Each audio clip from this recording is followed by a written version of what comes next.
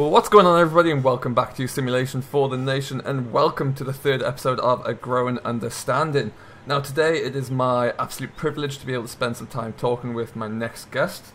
To me, we are in the presence of a farming simulator legend, a man whose content and creations inspire many to both pursue avenues through YouTube and other media forums, or essentially just to get stuck into a new map like never before.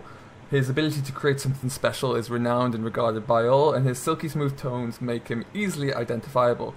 So, without further ado, I am delighted to welcome Mr. Eustace Pharmer. How are you today, Eustace? I'm just great, and I'd like to thank my mother, who supported me in all this for today's award. I'm doing great. Excellent. Your introduction far exceeds. Don't be silly. I like it that you put a better understanding. Well, good luck with that. So you can forward your notes to my wife. Like I said, I am available for a fee. If you want me to record any intros or alarm tones, I can be available. My services are readily available. Absolutely. Well spent money. So we find ourselves today, we decided to go back to the roots really of 17. We are over at Goldcrest Valley. For those who can see the map, we are in the top left corner, field number 1 right now, where we've got a lovely field of golden wheat ready to harvest. Eustace, I'm trusting you with the keys to my brand new combine. Have at it and go crazy. The first fool's mistake. Good luck, pal. Yeah, well, we'll see. I'll send you an invoice for any dents or scratches I find at the end. There you go. I should have done a pre-inspection, Yeah. See, maybe you run the key up and down the harvester before I got to it. As I say, we'll have him take care of that bill. Well, I see no signatures on the form, so I'm taking no responsibility. Oh, sure. Alrighty, so I see what this is. What I'm going to do here, just to test your multitasking ability, whilst you work this field of wheat, I'm going to ask you a few different questions. We're going to go through. We're going to find out a bit more about the man, the myth, and the legend. So with that in mind, I'd like to... I just spit out my gum so I can multitask now. Perfect. I would like to kind of start with a little bit about yourself, really. A little rewind into your discovery of Farming Simulator. Like, kind of when this happened and how did it really occur?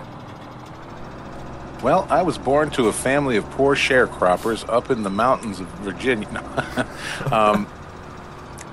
How I discovered Farming Simulator was kind of totally by accident. My wife had said, "Hey, did you see this on PlayStation?" And I said, "No." I said, "What is it?" And I looked at it. I was like, "Oh my gosh!" I said, "This is awesome." I said, "It's got trucks and tractors and heavy equipment, and we can drive all this stuff and farm different places of the world and everything." And I thought, "Wow, this could be really cool." So I purchased the disc version. At that time, I was very conscious about downloading because their files are so massive, Sure. So yeah. I purchased the disc, popped it in there, and I never looked back. I've been hooked on it ever since.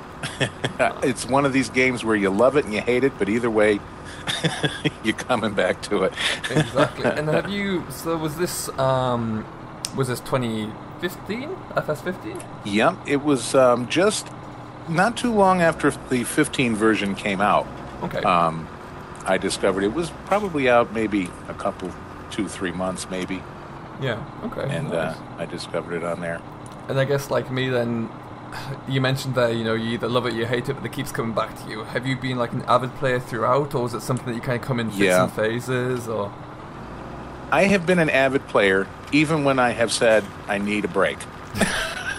Usually when I take a break, I'll watch a little TV, I'll go to bed, and I get up the next day, well, see what's going on the farm today. Got some more wheat to harvest. Can't stop. It just draws you in because it's got so many facets to it. I think that even a lot of people don't even see that there's so much you can do that goes beyond the general scope of the game that it could really keep you entertained for a long time. Yeah, definitely. And it's interesting you say that. I found a YouTuber I watch now and again called Funky Farmer, who's a British dairy farmer. I love Funky Farmer. Now, his channels are usually great because obviously it's about him and his role throughout the farm, and you know the difficulty that you may occur as a dairy farmer.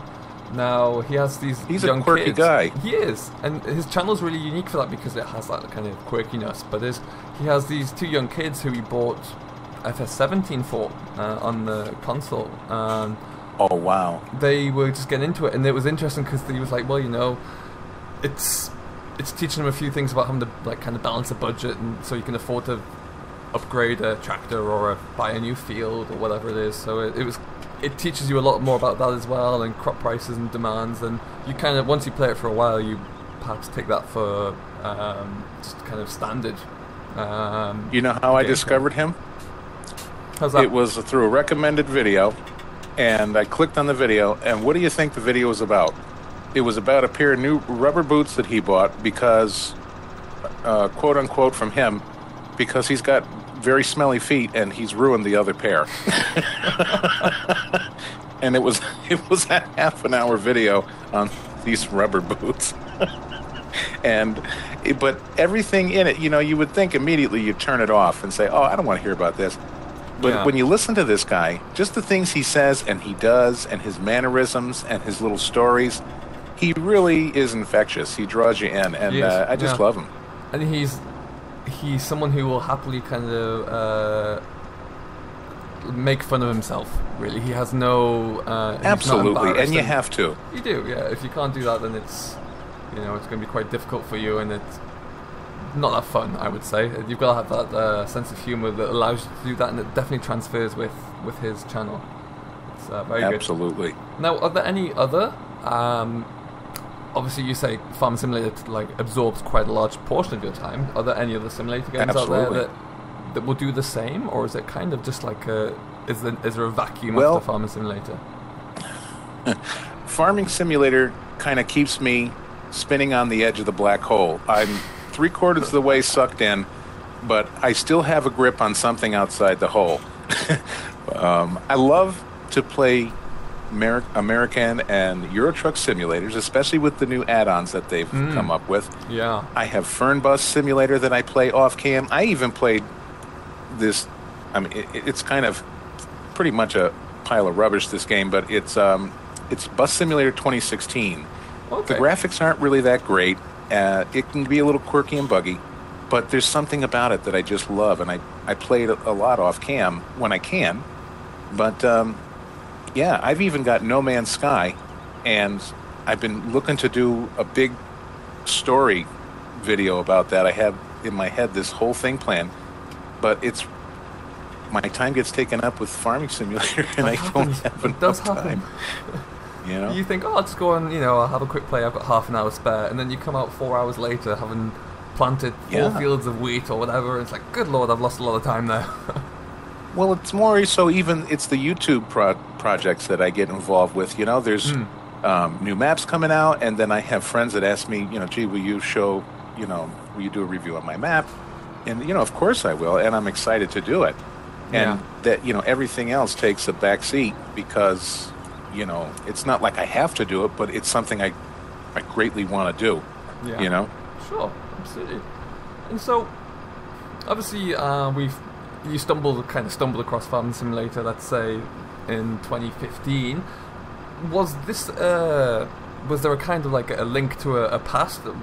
Is there a farming background for yourself there? Is that what made it so appealing? There is a lot of melancholy memories. I am not a farmer myself, but I come from a long line of farmers. Half of my family's from Italy. Okay. And in Italy, we have some pretty big farms over there, and we've had them for, maybe over 200 years. And when my great-grandparents came to America, they kind of, at first, couldn't, but they wanted to carry on somewhat of that tradition. But my great-grandfather was a coalman on the railroad, and he wasn't making a very good salary, and he actually made more money selling tomatoes in front of his house that he grew in his garden. And he decided he was going to push into that because we had a pretty big swath of land in back of their house. So they started growing vegetables, potatoes, raising chickens, which the chickens were never killed. My great-grandmother fed them macaroni and kept them until they died. So we had big fat chickens with eating macaroni. But but then my grandfather carried on a bit further with that, and he became one of the biggest potato dealers on the East Coast in my area. And I have very fond memories of going to my great-grandparents' farm, and my great-uncle and aunt, they owned a big farm next door.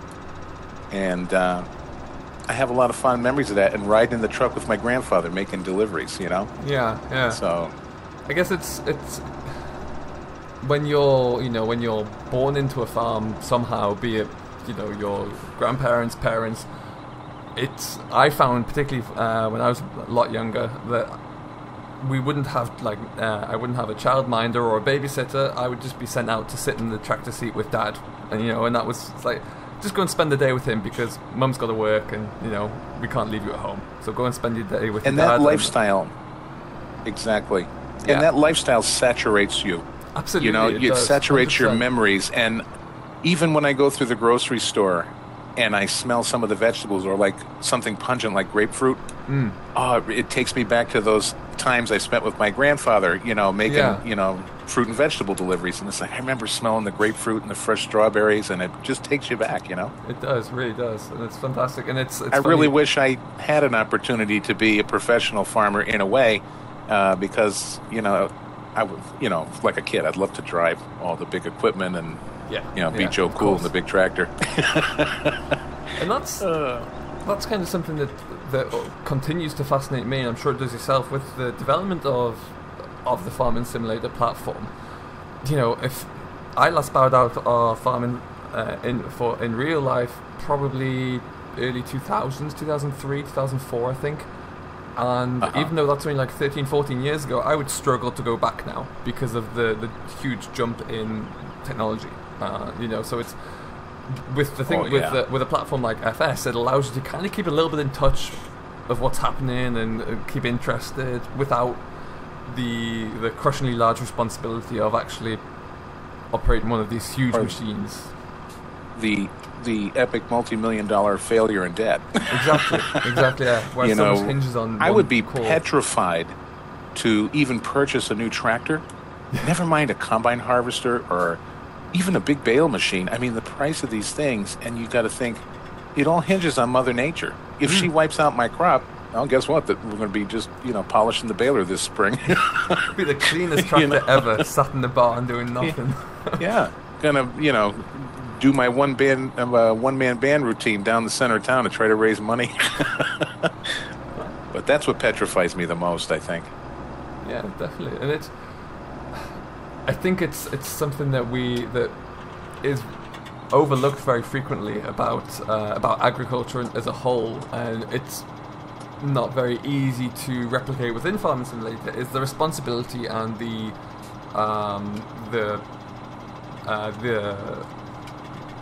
ramifications, the real life ramifications. You got it. Yeah. Like, so.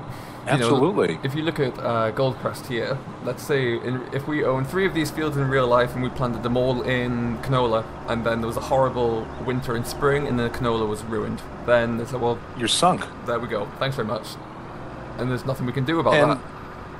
I mean, you can have crop insurance, but it's like any other kind of insurance. You can only make so many claims before first they'll raise your rates, and then after your second or third claim, whatever it is, they'll get rid of you.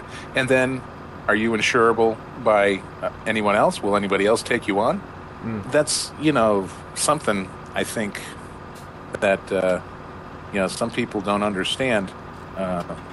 Where I live, down near the coast, the Atlantic Ocean, there's some very big homes. Yeah. And, every time there's a hurricane or something, these big homes, they get washed out. Yeah. And how many of them, they sell them off because they either can't afford the insurance anymore or they're not insurable anymore. And, I mean, you can't have a home like that, so you let a new owner take it over and they can start the clock again. They can take the risk. Unfortunately, I've yet to find in real life the add money cheat or the add money mod. I haven't found. Oh my gosh, wouldn't you love that? Oh. And just a little ring-a-ding-ding, ching-a-ching-ching. Just type a special code into the ATM somewhere, and there we go. That's it. Oh, I don't like the color of this harvester. Well, let's buy another one. Could you imagine? Alright guys, so what we're going to do at the moment, we're going to take a little quick break here. Stick around for part 2, which will come up just after this. Okay, we are back for part 2 of our interview with Eustace Pharmer here. I wanted to kind of dive into a little bit more of the Farming Simulator franchise. Now, obviously, your experiences have only kind of been over the last 2 versions, 15 and 17. Yes. Was there a particular favorite After 17, version? I'll be a veteran. You're one version away from your badge, I think. We're nearly That's there. right. Then I could say, back in 15. You don't know how lucky you have it. That's right. You know, we didn't have all these things. Everything was made of wood. That was just the wood mods. You had that enabled by accident. That's right. So go ahead. I'm sorry, I interrupted your question. Not of course. All. Was there a favorite version? Was 15 the favorite as was the first, or obviously the advancements of 17, or was there a specific element of those versions that really had you kind of enamored with the franchise? I'm on a fence about it. I'm kind of 50-50 because there's a lot of things I miss with 15 that kind of really, to me, never really wholeheartedly made it to 17. Okay. And then there's the advancements of 17 that keeps me from going back to revisiting 15. One of the biggest things, in my opinion, is, honestly, I think FS15 was kind of an experiment for Giants. I don't think it was terribly all that stable, and I think performance-wise, it ran rather poor. I have a really good processor. I had a really good graphics card. And there was just some maps, even the Giants maps, that, it was just like, you're waiting for a crash, you're waiting for something to happen. And I kind of took that nervous attitude into 17, and I found a lot less instances of that. I'm getting great performance on 17. They have certainly upped their game with the textures, and they've given modders tools to even put higher resolution elements into this game, and that's fantastic. The scope has expanded, but I do see, like in 15, some of the maps that I used to play, they just seemed more lush and green and vibrant, like the flowers and all that kind of stuff. They just seem to be, they seem to be more available, Yeah, and I think we're currently experiencing, when we had that crossover from 15 through to 17, there was my kind of basic understanding of it, at least, was that the method behind Giants and the textures and the files that were required to be used was slightly different, so that if you had a map which was brilliant and vibrant in 15, you couldn't necessarily convert that to the same standard in 17. It was almost, I know a few developers out there who were faced with the option of just having to start again, effectively, because it was easier and more efficient. So I think that kind of pushed a few people away from converting across there, and only now as we see a few of the bigger releases from like Frontier Designs do we see that capability is only now coming back as we learn more about the system and the development of those texture files. And I mean, Frontier is innovating. They're making elements of this game, I mean, that have never been made before. They're introducing things that have not even been thought of by by Giants. Yeah. Which, I know I'm biased, but it's true. No, it is, and it's great that they're out there doing such a thing, because it inspires, it not only inspires other people to make a map, but it also gives them facilitates them to do so. It gives them the tools and the folders, and from the brief chats I've had with Bullet Bill, for example, he would actively encourage you to chop something out of a creation if it benefits you, or copy a kind of a style if that gives you the inspiration to go on and do the same thing in yours. So they actively want to see that community grow and that ability spread. Absolutely. I mean, they really have the right philosophy, and they are really contributing I mean, some of the stuff that I've seen already that has not been released, I mean, guys, wait until you see.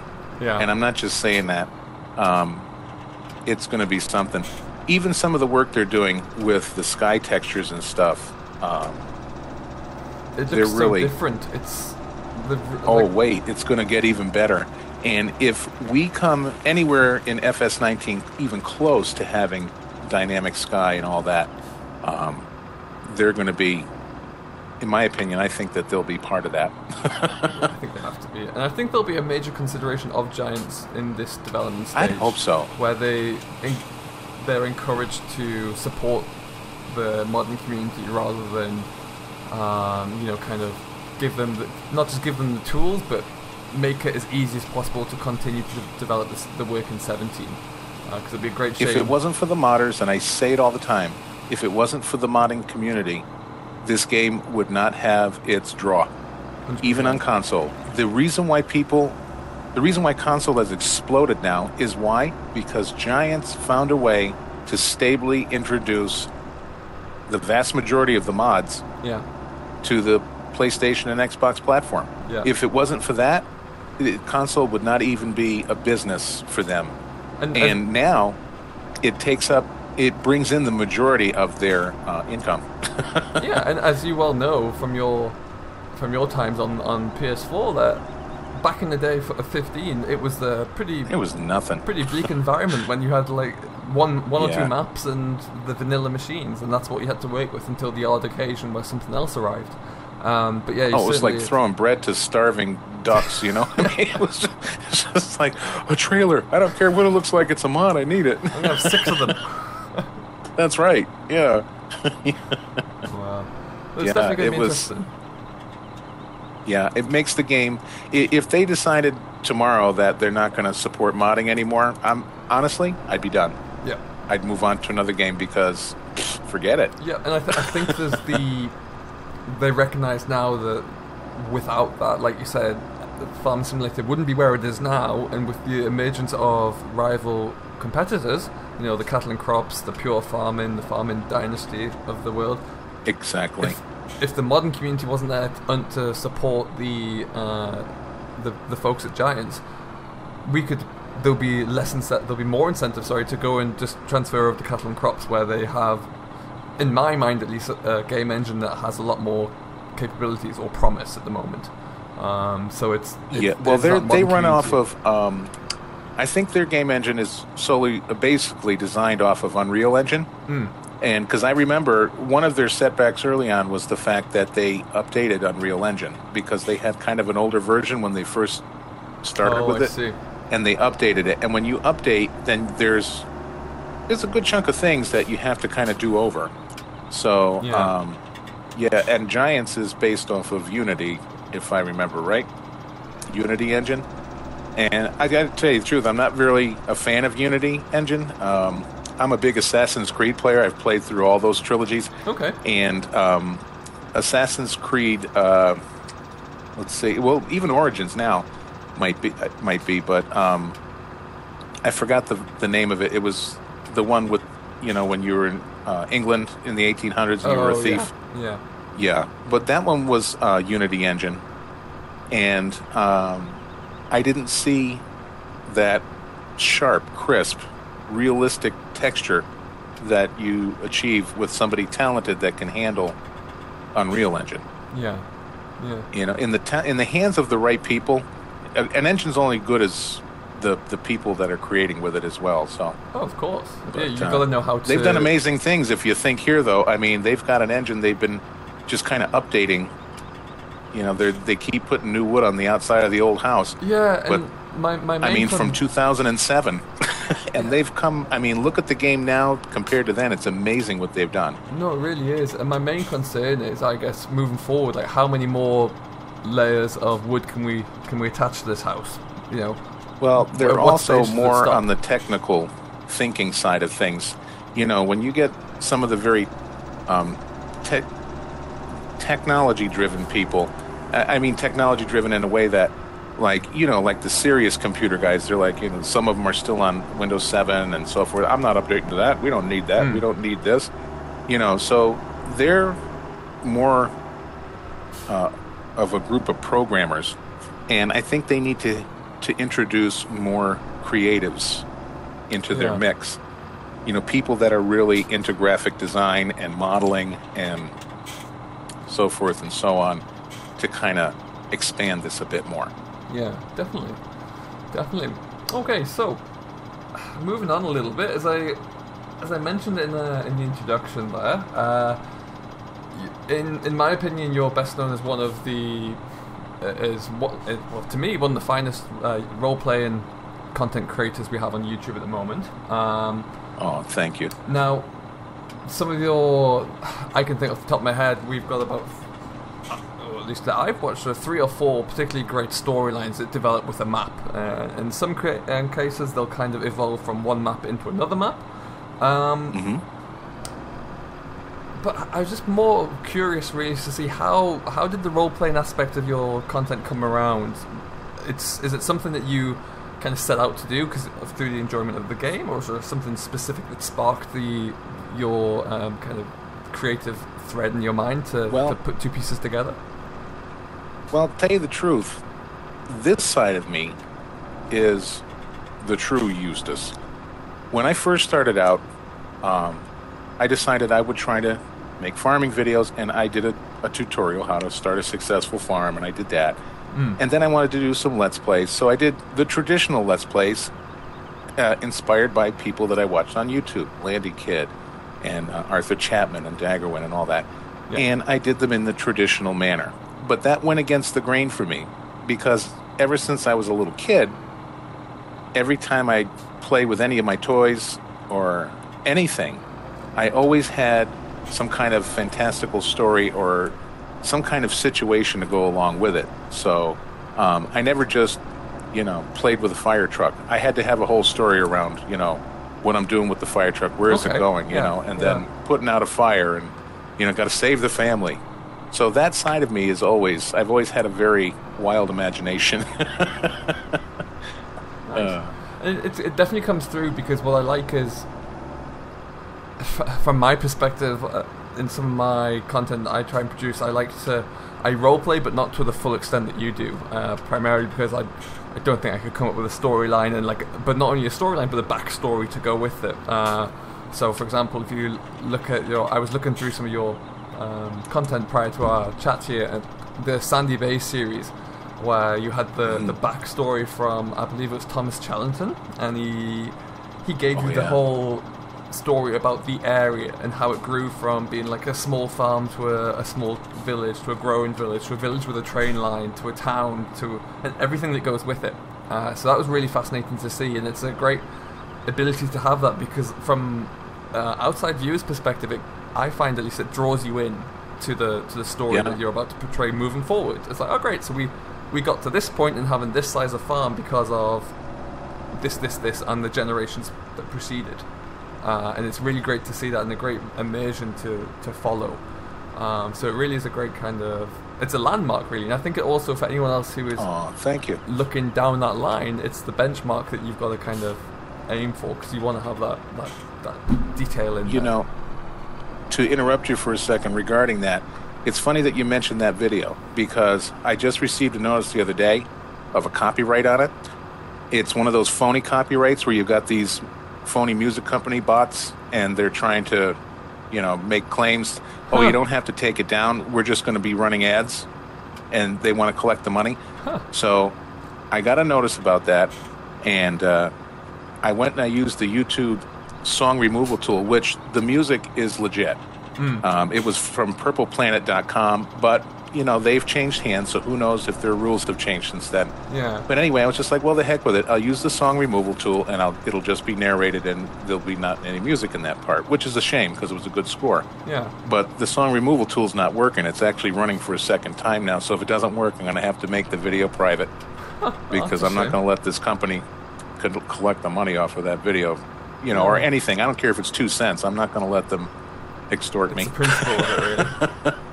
Yeah. Wow. Well, and I can't even demonetize it. I went to select not to monetize it, but it's locked because these son of a guns are trying to collect money off it. Yeah.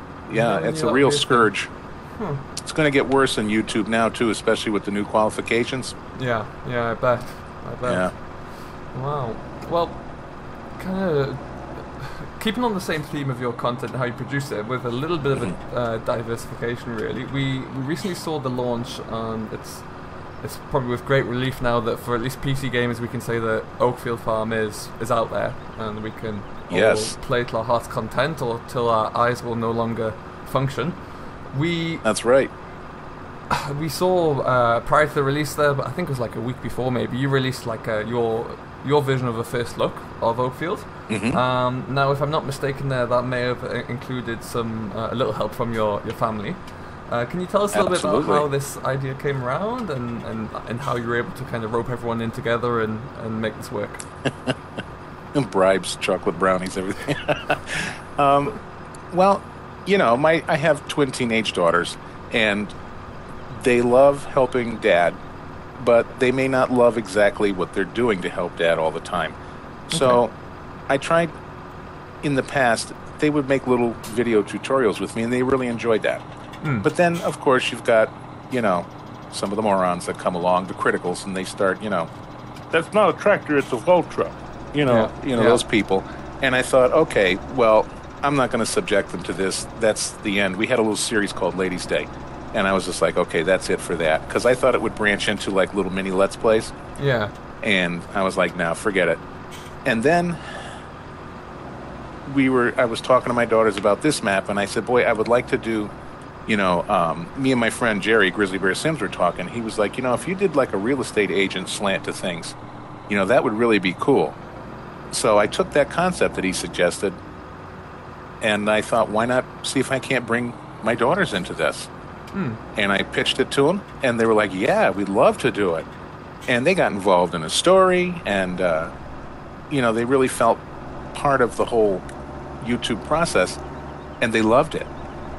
And, you know, it wasn't, you know, like they were just saying it. They actually enjoyed it.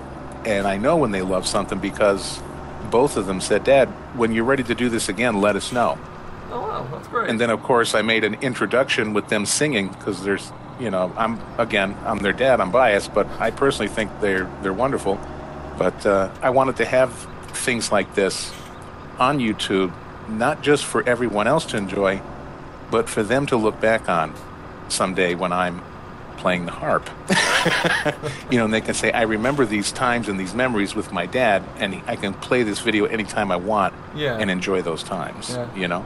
And again, it was nice because it's the kind of the map walkthrough genre is a tried and tested format that a lot of people do, and it's very difficult to get that niche, to find. Not everybody likes what I do, and that's fine. Which is something you've told me before, and I find that quite surprising. Yeah. Well, it's not for everybody. Some people, they like to just see, you know, basic gameplay on how to do some of the regular tasks and what kind of equipment they're using and all that, and they can't or don't want to be distracted with any other story details, and that's fine. It's not for everybody, you know? Yeah. So, I understand that.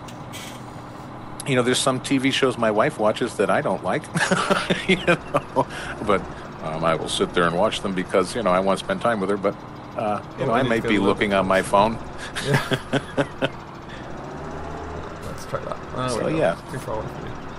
Yeah, different strokes for different folks, and that's totally understandable. Exactly, and I think it's nice though because it also does show from your the content of your promotional video there, if we should call it that for the pips of this. You know, it gave a little bit more emphasis into things like the interior of the house and the quality of the buildings on the main yard there.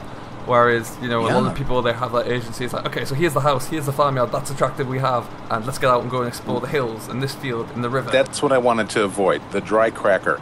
You know, I wanted to bring it across and show you everything and introduce you to every element that they put in the map, but I want to do it in a more entertaining manner. Not that there's anything wrong with the way anybody else does anything. I'm not saying my way is best, because it's not. But this is my way, and I think it's important to people to have more than one way of looking at the same picture. Yeah, absolutely. Where you can get the best of both worlds. And I can't really, it's hard for me to do it any other way. Well, I don't think you should change it. For the few doubts out there, I think there's definitely a lot more positive feedback, I'm sure. I thought it was a great little insight. Thank you. Okay, folks, so we are going to end this for part 2. Do feel free to stick around. Part 3 will be coming up very shortly after this quick break. Welcome back, everybody, to part 3 of our Growing Understanding with Eustace Pharmer. Now, obviously, for an established content producer such as yourself, you've kind of seen a few things, you've experienced a few rigmaroles of starting up a channel or entering a community, let's say. If there's anybody out there listening to this who is currently playing FS and loving FS and the experience and the journey that kind of we've been through and we're enjoying, and they're toying with the idea, let's say, of starting up a project or a channel on YouTube, for example, are there any words of advice, words of encouragement that you've picked up along the way that you could offer, and what would be the best lesson that you've learned throughout that time? I can give you a few bullets. I think, especially nowadays, especially this month of February, because there's a deadline that's come to an end for YouTube, it's going to be much more difficult for a person to start up a channel if their interest is to be a YouTube partner and be monetized. To those who don't know this, you have to have 4,000 watch time hours. And that's not 4,000 views, that's 4,000 watch time hours, which is different, and 1,000 subscribers together.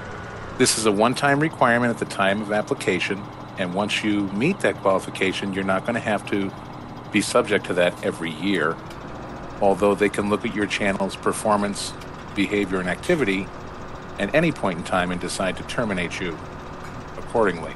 So they're really cracking down on language, on content, and a lot of other things. So things that have kind of already been in place before, things that seem to be bylaws in the back of the books are now coming to the front of the courtroom. So what I would say to new people is, first of all, have a passion. Have a passion to entertain and share and create with people, or create content for people to enjoy that you enjoy making yourself. Don't get too wrapped up in following trends, because it's going to be clear that it's not your style. So be true to yourself, be yourself, and don't get wrapped up, and it's hard not to. Everybody does. We all do it, even to some degree. Don't get so wrapped up at your subscriber count. I know people that have live subscriber count apps where they're constantly monitoring their subscribership going up and down. You're going to gain and you're going to lose. It's like a stock market. It's going to fluctuate. It's going to make you crazy. So don't even fall into that. Do what you love, and there's always an audience for everyone out there. There's always people of like mind, no matter what you're doing. It may not go as fast as you would like it to go, but you will progress and you will move forward, provided that you're making decent content that's engaging and thoughtful and entertaining to a degree. So another thing is that I strongly believe in, and I don't care if you have 10 million subscribers on your channel or 5. When you talk to people, when you enter a comment on a very large YouTuber's channel, your chances of them answering your question or acknowledging your comment are slim to none. But one thing that I do like to see is I like to see that they are engaging with at least some of the people. Okay? You can't just not... there's YouTubers that I am subscribed to that they don't talk to anyone ever, or hardly, very seldom. But yet, when another big one comes along, another big YouTuber comes along and makes a comment on their channel, oh, what do you know? They're putting out, biscuits and tea, and everything's, big long conversations in there. That really doesn't sit well with me and a lot of people. And I think just be attentive to your audience, and you can never forget that without these people, your friends, your subscribers, your contributors, you'd be making videos for yourself to watch, because if they're not watching your stuff, then what are you doing? Yeah. So you have to be people come to your home, you thank them for coming, you thank them when they leave. I believe this is the same way. This is our home here, our home away from home, and you have to show your appreciation to people and be genuine. Yeah, I think it's a very good point you raised that if you're someone who's starting out there and you're aspiring to make 100 subscribers, 1,000 subscribers, 10,000 subscribers, whatever it may be, if that's your goal and that's your only goal, then you're going to lose those few subscribers that you picked up at the beginning because they'll notice it's going to show. It'll show, and there's no interaction there. There's no sense of building a community or a family around a channel. Well, these people begging for likes and begging, you know what to do. At the end of my videos, I'll put, please like and subscribe. It does help out. Yeah. But I'm not going to beg you because you know where the buttons are, and if you like my content well enough, you will subscribe. Yeah, absolutely. But don't get wrapped up in it because you're not going to get rich. I know people have these big dreams, and if you quit your day job, well, guess what? You're going to be eating pork and beans for a while because, believe me, you're not going to get rich doing this. Even guys that have millions of subscribers, the money they're making from YouTube is because they've been elevated to a preferred partner program where they get access to much more high-level commercial content and sponsors. They're getting money directly from these advertisers. That's the big play. That's the big one. Yeah, and it's volatile. You've seen there's a big YouTuber recently that just went down because he accidentally filmed content when he was on his trip to Japan, and he filmed a dead body by accident. They go to this area. Yeah, and he has been kicked from the preferred program. It's a disaster. So what gold you have in your pocket today can fall out a hole in your pocket tomorrow. So yeah, definitely. And I think it's when you focus on we are done. Yeah, if you want to stick your pipe out, I will take what we have. We actually have another field to go to, but we're going to leave this harvester here. I'll come back and collect it later. I'll just leave the keys hidden somewhere with it, and I'll come and find it. And Sure, I'll throw them on the ground right in front. Perfect. Yeah. Can't be that hard to find.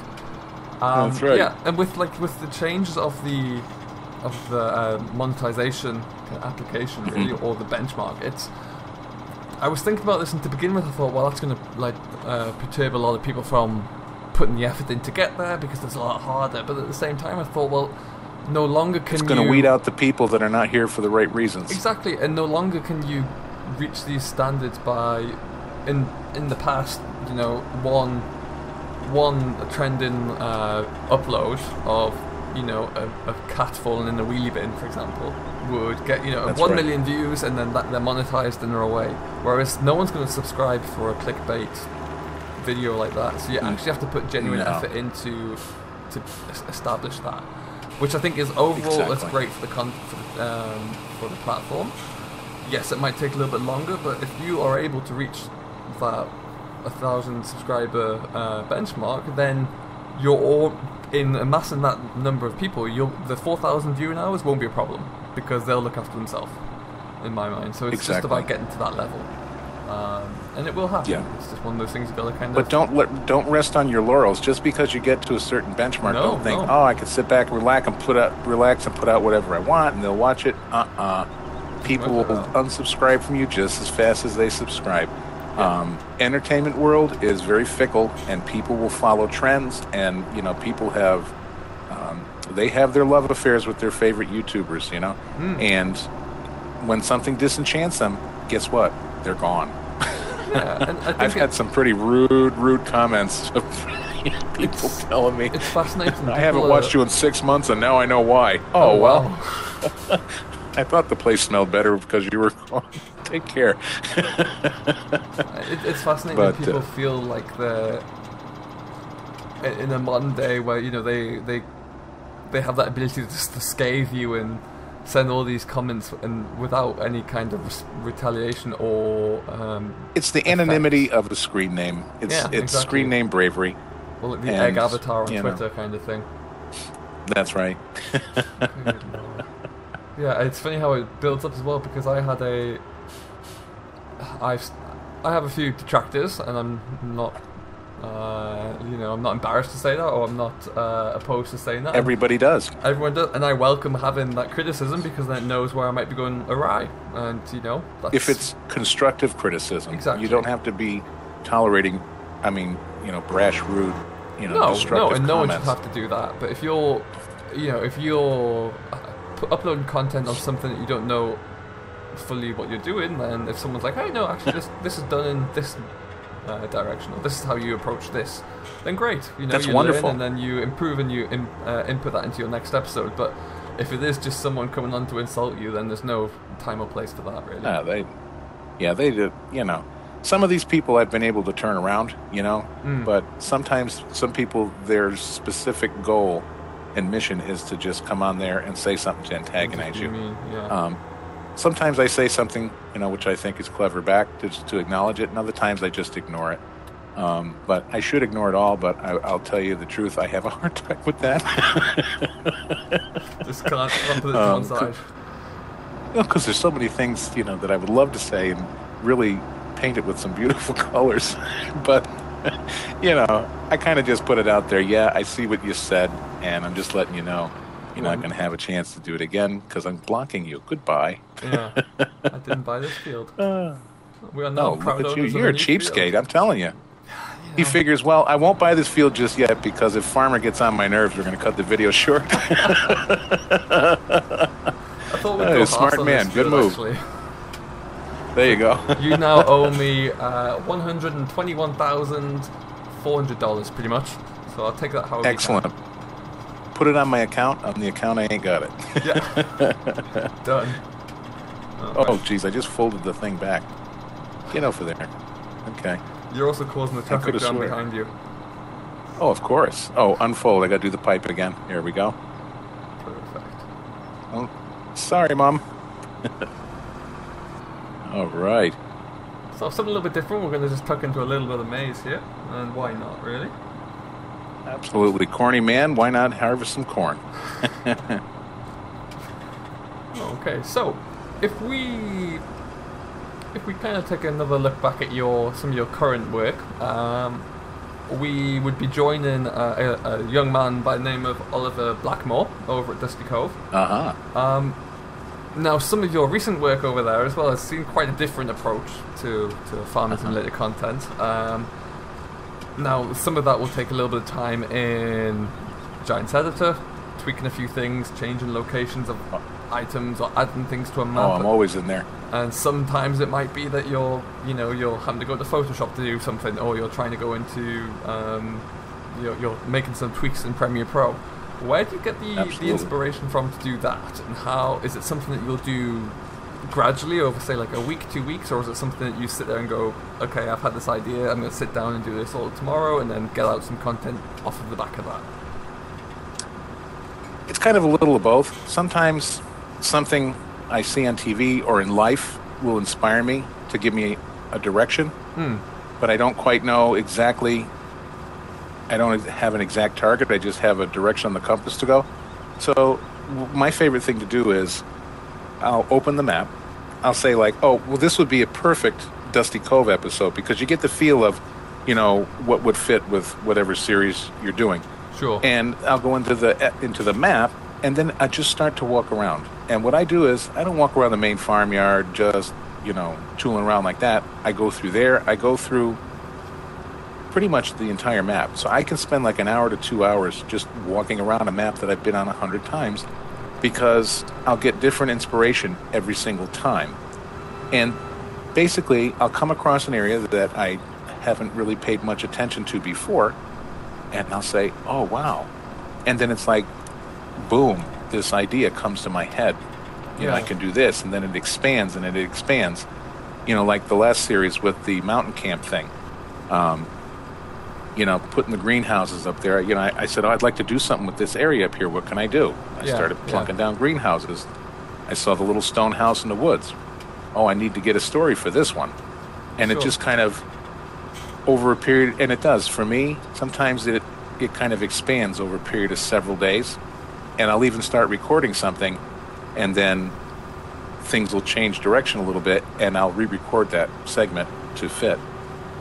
And I do edit the maps just to suit my episode needs. I really felt that Dusty Cove needed a town hall and a fire department and a police station for what I'm doing with it. And you might see some of that coming in the Dusty Cove update that's coming up, because Dave asked me for my version of the map. Oh, wow. That's so, cool.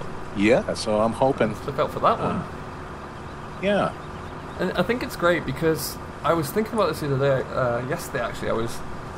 I previously watched your, like you say, the Druid episode of Dusty Cove. So that's kind of fresh in my mind. But I do something a little bit similar but it's mainly still focused around agriculture. So like when a farm I'm working on, let's say in the West Coast, for example, my farm business needed to increase its storage space for hay and straw. Because with seasons, obviously, you leave it outside, it will decay. That's no good. So over time, it's like, well, where would we put this? Where do we need it? Where's logical? So you'll find that there's a new barn creeping up in the corner of a field that will always be baling for straw, for example. And so I put like agricultural buildings here and there, and I might remove a building I can't really use and put one I can use, and that kind of thing, and just treat it all as like an upgrade or a little bit far away from there. Oh, sorry. Here, maybe I'm drifting. No, I think it was me. I was away. And so I was thinking about that, but then I was also thinking, with your approach, there are so many times on like the West Coast where I wouldn't explore, and I would stick to like the area that I was working in, and the fields that I own, and the farms I own. I wouldn't. Only like a week ago did I take a walk along the length of the river and the length of the footpath, just to kind of absorb all the little detail that Bill and David, they're tricky guys. They'll hide little elements and subtle things in their maps, waiting for people to come across it. Some people never do. There's things that I never come across that other people will tell me. I've got a subscriber of mine, Russ Whitlock. Man, him and Barris, those guys have got eagle eyes. They can spot a pink pebble on a brown beach 2 miles away. Good on those guys. There's something. Yeah. And it's fascinating because when I'm currently doing a little bit of mapping work when I have the time on a little project I'm working on, and I was thinking about this, and I think realistically the name of my new map has to be something along the lines of Sandy Thorn Coast, because I've stolen so much from from I'm going to go maps. Actually. That's right. The pipe swings. I forgot. I'm not in a regular combine. Okay. So it's I'm looking forward to seeing your map, and as payment for the interview, I want a private copy to play on when it's done. You can have one like a week before 2019 rolls around. I should be paying you to do this interview. Never mind. I'm in no position to demand payment. I can add it to the account of the 124,000 if you like.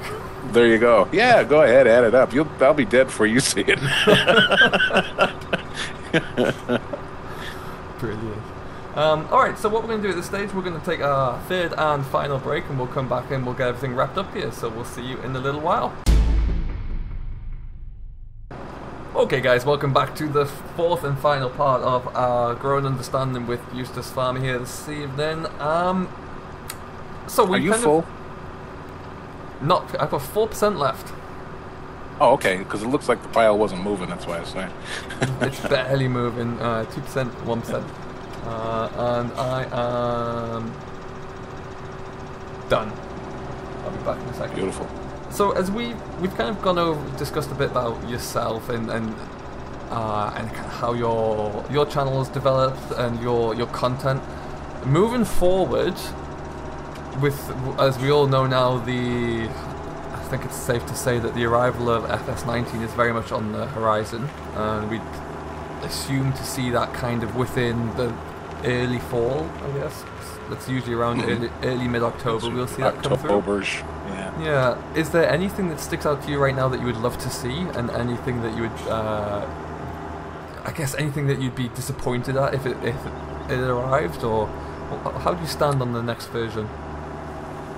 There's a lot of things I'd love to see, but I mean, when you think of their track record, how realistic am I, or how much do I really count on seeing it? Probably not too much. Because they seem to really they kind of do baby steps. But I think for me, I would love to see something like Follow Me baked in. Yeah. And also, I would love to see some like auto combine or courseplay attributes baked into the game. That would really help a lot, because it's just another massive mod that's not in your folder. Excuse me 1 second. Sorry about that. I had to clear my throat. It's okay. Yeah, I would like to see things like that. And I'm an eye candy kind of guy also.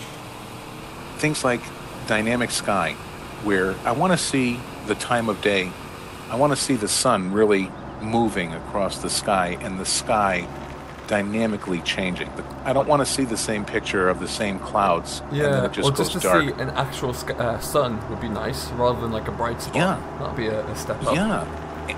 And how about seasons baked in? That'd be phenomenal. And I think that's going to happen. I think like I said to you before, if I'm wrong, then I will eat something on camera that I would not normally eat. How's that? The biggest piece of chocolate cake you can find. I'll do it. I'll do it. that was quite the punishment there. I mean, I might even make you have the whole cake. We'll see. Oh my God, the torture of it all. But yeah, stuff like that. And how about the ability to, well, you know, like we have Baron there, the wonderful Buy Bales mod. Yes. I can't tell you how many times so I love that. And buying the big bags and the manure and the slurry now. We can buy slurry.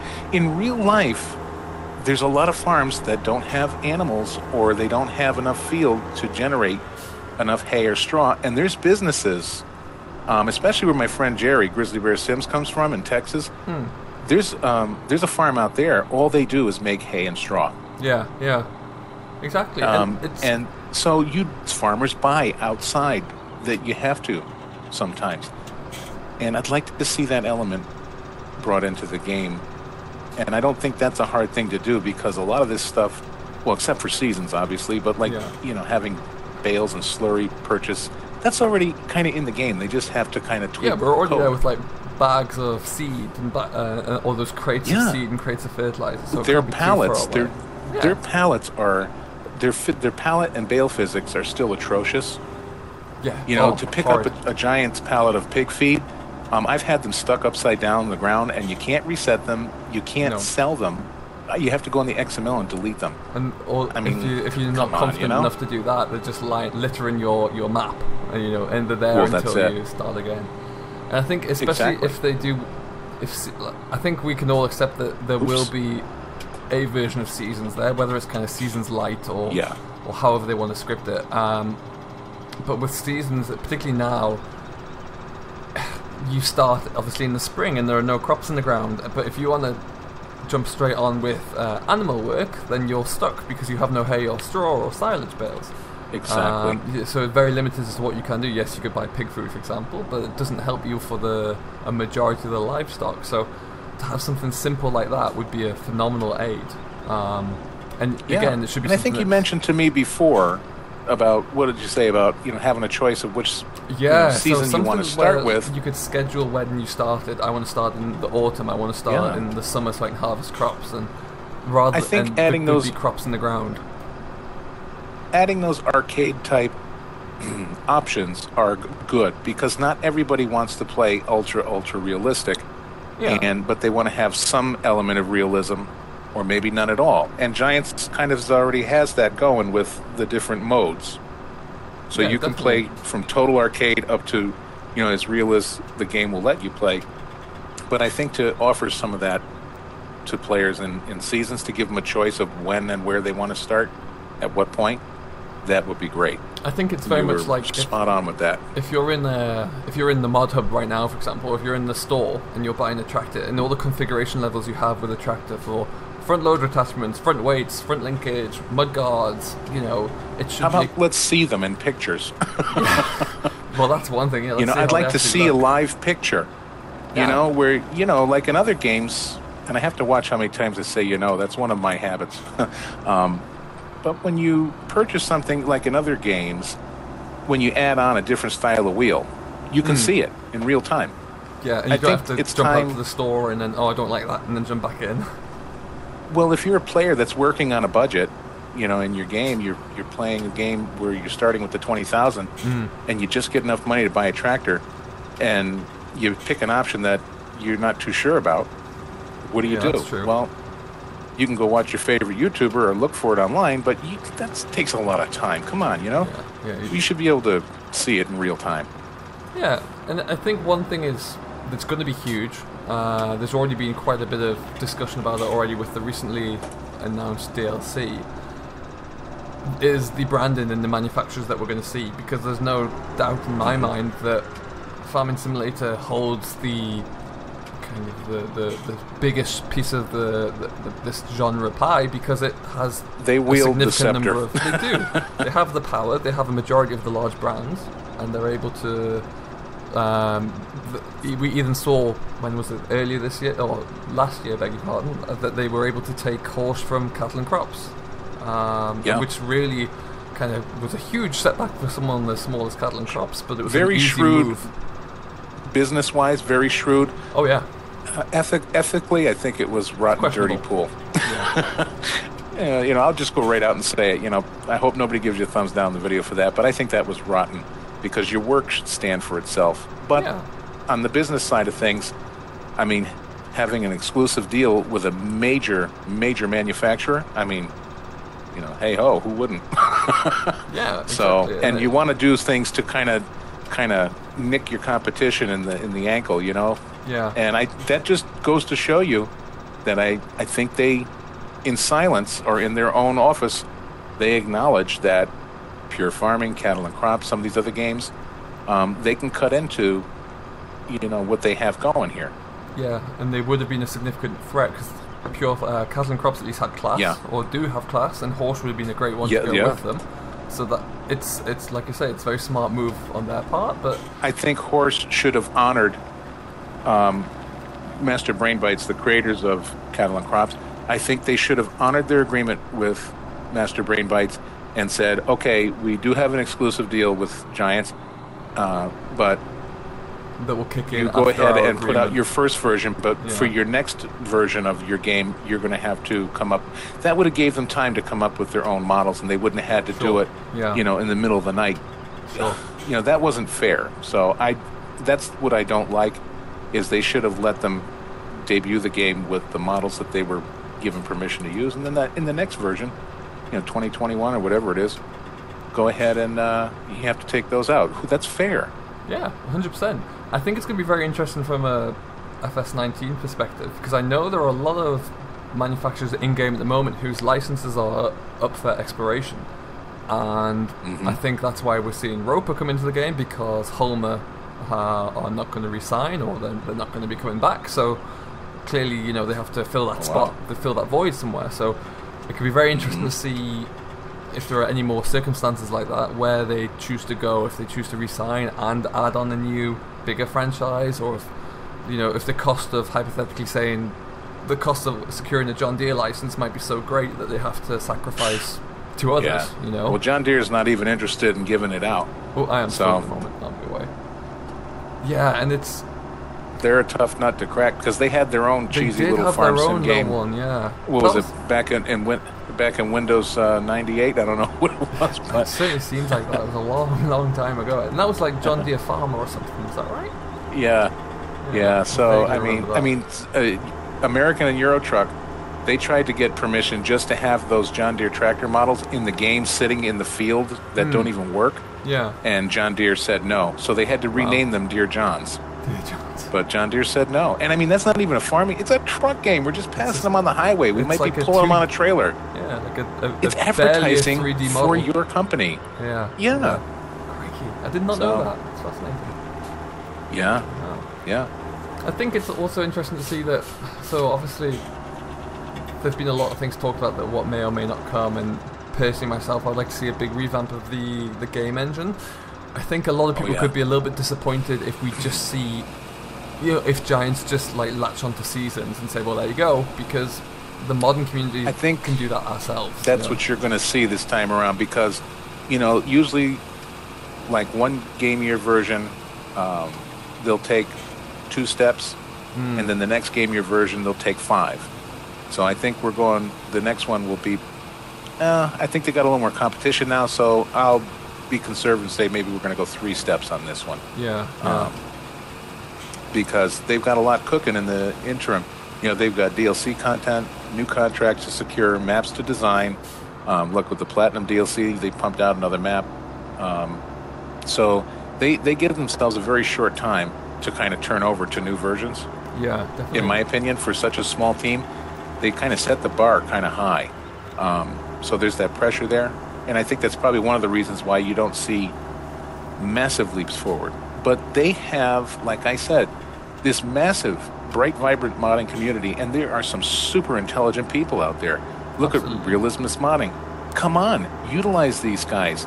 You can pay them, you know, a fair fee and collaborate with them. They can be part of your...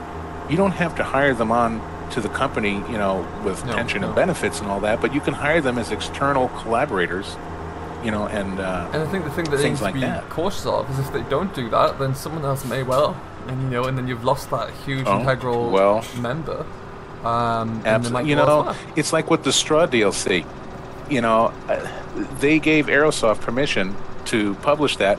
Giants doesn't say anything about it. If you didn't know anything about it, you go to their website, you'd never know there was a Straw DLC. Yeah. Because Giants coming out with Ropa, and that's $20. So guess what? They want you to if $20 is all you have to spend this year, they want you to spend it on their Ropa, not on the straw harvest. Yeah, definitely. Definitely.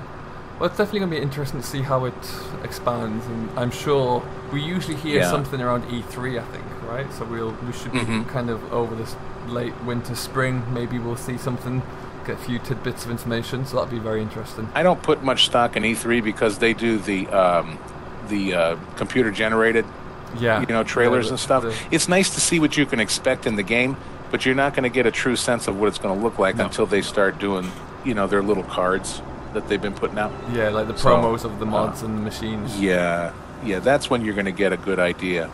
And then, of course, we have, a team of official previewers now with Giants, Daggerwin and Landy Kid and, several others out there that are official previewers. So they get the stuff early and they're able to bring it to us. So that's great. You get a little bit more exposure, which is always good. Yeah.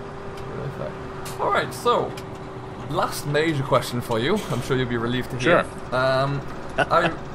When I was chatting with Dusty Dave, which was episode number 1, he introduced me to a website that I'd never heard of before, which is called 3 Dudes Gaming Network. And I believe this is something that you were very integral within the building of and the creation. Yeah, some nutter came up with that website. Would you be so kind just to give us a bit of an insight into what this website is, what it does, and how we can all kind of benefit from it, really? Sure. Well, when I first conceived the idea, the whole thing was to have some sort of way, besides the YouTube comment section, that my subscribers can get to know me. And I also wanted a place where I can help other small YouTubers. And it's not like, I promise you 1 million subscribers if you join. It's a little leg up. I mention you, you mention me, not none of this sub for sub baloney. But it's just kind of a little leg up. Hey, go check out my friend, Sim for the Nation. And here's a link in the description. Just a little helping hand, and a place where we can all get together and talk about Farm Simulator and whatever other game you're playing, or you want to share pictures of your 4th of July barbecue. You have the members thread there. Just a place to really get together and talk. I'm not really focused on being the next premier mod site. I really don't kind of want anything to do with that. I've got maps from friends. I did a map edit, Gemeinderad map. The owner gave me permission to edit that, and I edited the heck out of it. And I put it on 3 Dudes. Dusty Dave put his first Pemberlin farm for FS17 release on there. But I'm not actively seeking that. I want a place where we can all come and get to know each other better and just have fun and just relax. And I think we're achieving that. It's a great place. I must admit, I had a bit of a look around recently and kind of got a little bit more in depth with it. Start to submit some comments and questions and just to get a bit more involved in the community there. And it's nice because there's no, like you say, we're not focused on mods or mod development. That forum has already been fully catered for in the sense of FSUK or whatever. And I don't want to attract the element that can bring, Yeah, it's just I don't nice want for those bots who trying to figure a way to get in there either. So yeah, absolutely, it's nice just area to a lounge to kind of sit back in and just enjoy and chat about those interests that we share with everybody, and get to know a few more people in this community. And it is nice to see those small channels. I might be meeting one of our founders, one of my partners in this. There are actually 4 dudes. There's 3 dudes on the page, but there's actually a 4th. My good friend Lindsay, Duck Zorly, he was a global moderator in there, but he's put so much into this community, and he's been so good. He deserves to be an administrator, so he's been promoted to administrator. And nice. If I knew then that I would meet 3 awesome guys that I trust so much, I would have called it 4 dudes. Yeah. But anyway, I might be meeting Jerry Taylor, my friend Grizzly Bear Sims, for the first time. I'm going to be going on a trip soon, and I'm going to be going through his neck of the woods. I'm going to be at the airport for 3 hours. So enough time for a coffee. He might. Yeah, I told him, I said, why don't you come down for a cup of coffee and a bear claw? So I'm hoping that we'll be able to get that to fruition. But that's the kind of things that without YouTube and without 3 dudes, I never would have enjoyed such wonderful friendships with people, Yeah, and I've made 100%. genuine friends, and I just love that. Great. So, I think it's fascinating. and welcome to you, as a matter of fact. I want to give you a warm welcome, and thank you very now much. that you're an official that network was, member. Awfully kind of you. Very exciting. Yeah. I can't wait. I put a message out there just before where my excitement was kind of bubbling through just to say hello. But yeah, it's going to be great. Really looking forward to it. And I'll be mailing out your complimentary introductory free roll of Eustace Pharmer toilet paper, so keep a lookout for that. It's got my name and logo on there and everything. Absolutely. And you know where to put that. Oh, I'm full again. Oh, Lord. Excellent. We just wasted quite a bit of maize. I think I was full about 5 minutes ago. Oh, well. All right. I didn't think you were too bothered about worrying about it, because when's the next time you're coming back to Goldcrest? No, with the destruction I've caused on these roads, I won't be back for a while. That's right. Let's be honest, shall we? I've disturbed quite a few people here. That's right. So, I have a few... This is where you come to bury your bodies. Yeah. How do you know about that? Yeah, see, I've seen the lumps in the soil. They don't look like little roots. They're pretty good size. And one of them's a bit starfished as well, which might explain it. Yeah, and I saw a finger. So, clue. I was tired that night. I couldn't get the job done. That's right. Oh, and then crashed again. So we have a couple of just quick fire questions, just to kind of wrap up here. So across the 2 platforms, FS15 and obviously FS17 now, if you could only you had the capabilities of FS17, but you were only allowed 1 map, which map would it be and why? Chellington Farm. Chellington? Without a doubt. No disrespect to, you've seen my channel, the way I jump around. I have so many wonderful favorite maps. Mm-hmm. But Chellington holds a very special place in my heart, because that's what really got me to even get involved with Farming Simulator, is seeing Oxygen David's Chellington Farm on YouTube. And, it just enthralled me, because, when you see the regular vanilla maps and you play those into the ground, you're like, okay, this is like, gargling with sand now. And then I saw that map, and there was, rivers and pond lilies and beautiful stone curved bridges and these lush fields full of beautiful crops and flowers. And I was just like, oh my God, where is all this? Where is all this? And that kind of really gave me the push to go to PC. Nice. So that's, that map holds a special place in my heart. And I've had played with some friends on there, and we've had some great times, so it's special. I remember when Chellington arrived on console, because I started FS17 on PS4, and when Challenging arrived, I was like, finally, like a good British map, and I loaded up. There's a huge field right opposite the farm, and I was harvesting that with the small, because obviously there's no money cheats in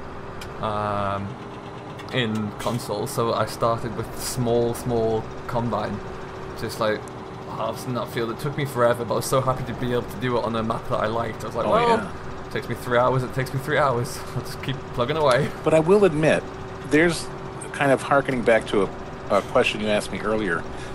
There's one map that utilized every tool in the box that they had and Giants can give them, but if you look at, there's a different feel to Chellington 17 that's missing that you didn't get in 15, and that's because the availability of some of the standard textures and the fact that Giants requested that thing, like, can you do it tomorrow? But the 2017 textures by themselves, when it carried over to that map, it kind of dulled it a little bit. Things didn't look as rich and vibrant and I know what you mean, alive, in my opinion, as they did in the 15 version. And that kind of disappointed me, because I thought to myself, well, then there's no chance he's going to make Chellington Extended. Yeah. But I think now that they've really gotten into their own and they're getting coming to grips with the 17 technology, like you saw with the West Coast, they're inventing different crop textures and skies and definitely, all of that. But, and Bullet Bill has actually taken pictures of the crops at each and every stage of growth at Colebrook Park Farm. So a lot of the crop textures that you're seeing and coming to see are actual genuine plants that have come from that farm. That's fascinating. And I love Colebrook Park Farm. I keep going back to it and back to it. Oh, I love it. I love it. If I had to bring 2 maps, that would be the next one. Yeah, I have that map to. Is brilliant. I don't really. I stream on it occasionally, or I produce content on it, but it's more something that I just have there. So if I've got like a spare hour, 2 hours, and I'm not in the need to produce anything for YouTube, well, I'm just going to sit there and play on that map on Cobra, just to please myself, really. Well, if you're going to record that map, you're going to have to pay Landy Kid a monetary tribute and, wax his car, because he has declared that his map and that is his home. So you better behave yourself on that map, or you're going to get a visit from Landy. So bear that in mind. I'll keep it nice and tidy, I swear. That's right. Don't get the manure in the driveway. Not again. That's right. All right. So we've kind of discussed the next question, which is kind of favorite mods, and we've gone over that one with the idea of bringing Follow Me Over and the easy scripts that would really kind of enhance and just ease general operation. So with that in mind, last kind of question would be, if you had to view, or if you reviewed the Farming Simulator community, and I'm kind of talking about both from 2 aspects, from the YouTube side of things, but also from the modding and map creation side of things, who would be your favorite Farming Simulator personalities? Well, like I said, on the bias side of things, and there's a reason why I'm biased, but on the modding side, I have to say Frontier Design. Bullet Bill Oxygen David and Dusty Dave, DDM Modding, they've made maps that have made their indelible mark on my memories. So definitely. I hold those near and dear, and they're just gorgeous. I mean, they're gorgeous, and they work. They're stable. Yeah. They don't, you know what I mean? They work. They're great. On the YouTube side of things, probably names that most people wouldn't expect. I really enjoy, the reason why these guys are, administrators to my network. Grizzly Bear Sims, Duck Zorly, Farmer Klein. I like watching their videos. Yeah, definitely. They're good, honest, simple guys that you can go and, grab a milk crate and sit on the front porch and have a glass of iced tea with and just shoot the breeze. There's no airs about them. And then there's Landy Kid. Okay. I mean, he's about as real and honest as it gets. And I know, people certainly would. He doesn't hide anything, does he? He says, well, that's right. Says that as it is, which but is he's very not, refreshing. He could be brutally honest, but he doesn't do it in a malicious way. He knows how to do it as I'll say, a passionate gentleman. And, he's even said things when he was, going through Chellington Farm when it was coming out. He's like, I really don't like this cow area. I really think he needs to change it.